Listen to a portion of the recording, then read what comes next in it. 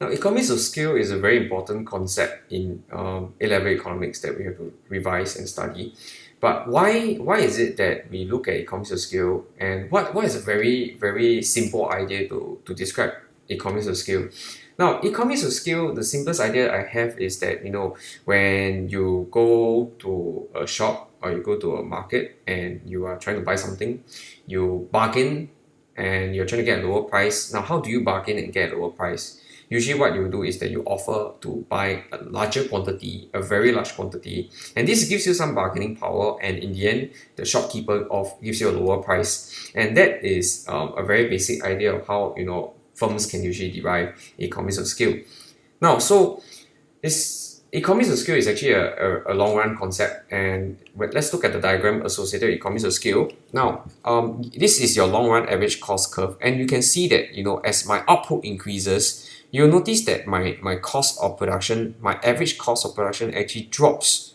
Okay, and so this red line and this blue line, they form what we call your EOS graph. Okay, so your cost is basically falling.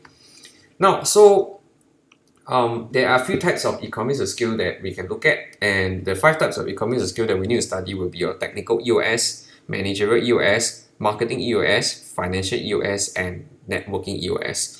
Let me give you 2 examples. I'm going to explain technical EOS and marketing EOS. Let's look at technical economies of scale. Now, why is it that large airlines gain economies of scale from buying large aircrafts, whereas smaller airlines, because of the number of customers they have, they buy smaller aircrafts and they are not able to derive economies of scale?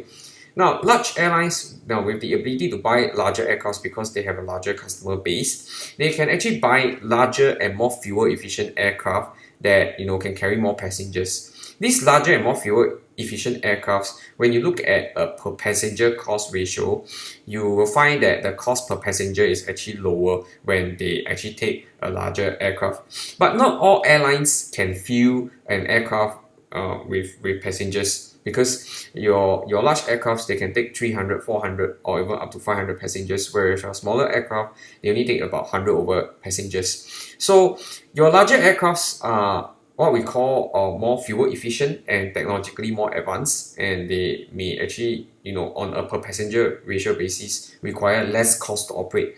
So technical EOS is what a firm gains when they produce a large enough output to be able to do something like that, acquire more sophisticated fuel efficient aircraft that is larger, and that is because they can fill these seats as opposed to small aircraft.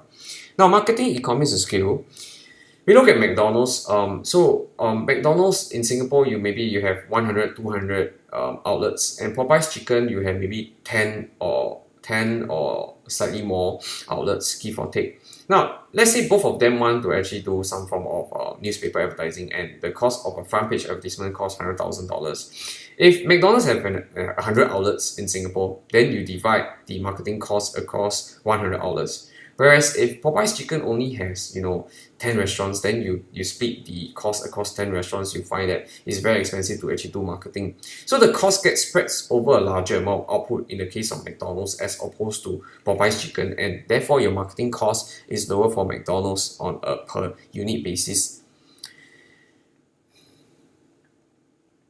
Okay, so when your firm expands in size, we call it economy of scales. But when firms grows too much, we call it internal diseconomies of scale.